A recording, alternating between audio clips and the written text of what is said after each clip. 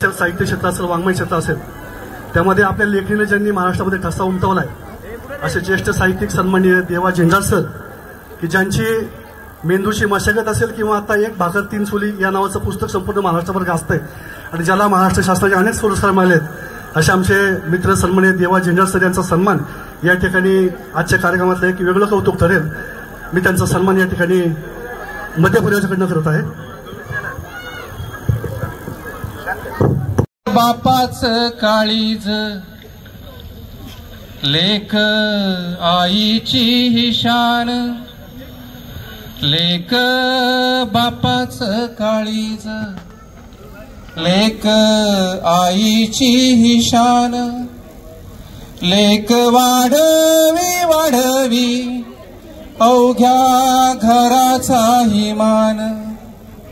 लेक असावी पोटाला जन्म जगाला घालते, होई संसाराच सोन वाढे अभिमान खरा, जेव्हा नसे पोटी लोक लेख वागे लेखवानी, राब राबोने सांभाळी लक्ष ठेवी बापवानी, लेक लाडाची लाडाची तिचे पुरवावे लाड, लेक लाडाची लाडाची तिचे पुरवावे लाड, कधी रुसता फुगता कधी रुसता फुगता एक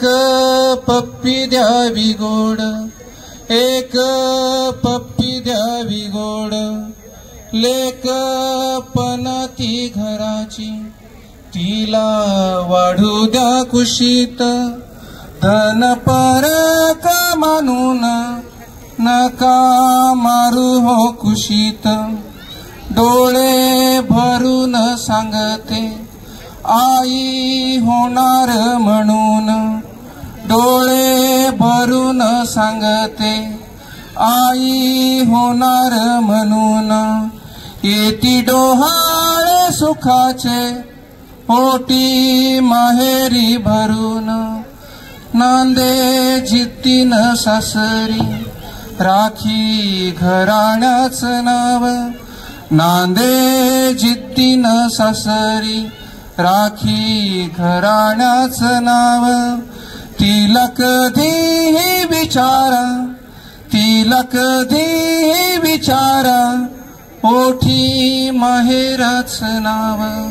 ओठी माहेराच नाव, ओठी माहेराच नाव. धन्यवाद. धन्यवाद देवाभाऊ झिंजार.